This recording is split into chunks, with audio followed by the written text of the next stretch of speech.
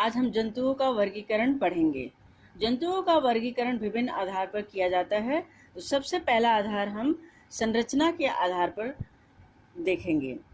पहला है संरचना के आधार पर दो प्रकार के वर्ग होते हैं, एक कोशिक और बहुकोशिक। एक कोशिक जिन जंतुओं का शरीर केवल एक ही कोशिका से बना होता है वे एक कोशिक जीव कहलाते हैं।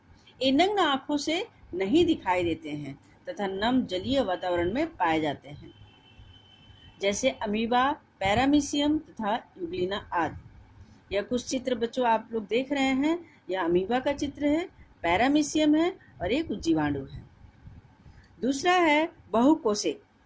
जिन जंतुओं का शरीर एक से अधिक कोशिकाओं से बना होता है ये बहुकोशिक जंतु कहलाते हैं। ये सामान्यतया नग्न आंखों से दिखाई देते हैं। इसके लिए हमें सूक्ष्मदर्शी यंत्र की जरूरत नहीं है, जैसे हाइड्रा, घोंघा, मछली, मेढक, मनुष्य आदि। यह मछली का चित्र आप देख रहे हैं बच्चों, बतख है, मेढक है। दूसरा विभाजन हम मेरुदंड की उपस्थिति के आधार पर कहते हैं। बच्चों, मेरुदंड यानी रीढ़ की हड्डी होती है जो शरीर के बीचों बीच में रहती है। इसके आधार पर हम जीवों का दो भागों में विभाजन करते हैं, अकशेरुकी जंतु और कशेरुकी जंतु। अकशेरुकी जंतु ऐसे जंतु होते हैं जिनमें मेरुदंड या रीढ़ की हड्डी नहीं पाई जाती है, उन्हें हम अकशेरुकी जंतु कहते हैं।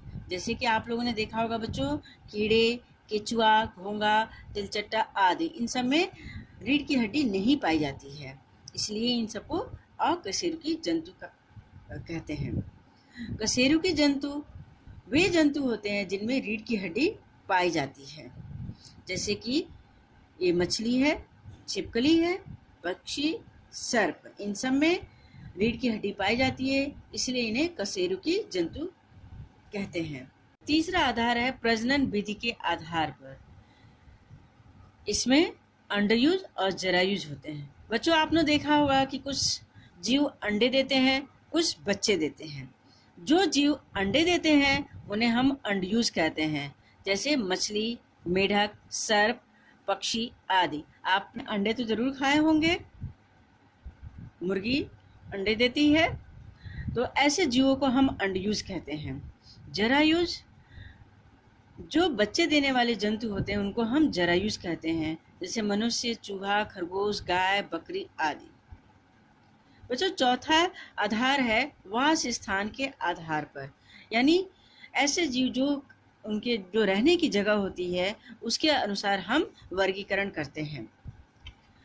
पहला है जलीय जंतु। जल में रहने वाले जंतुओं को हम जलीय जंतु कहते हैं।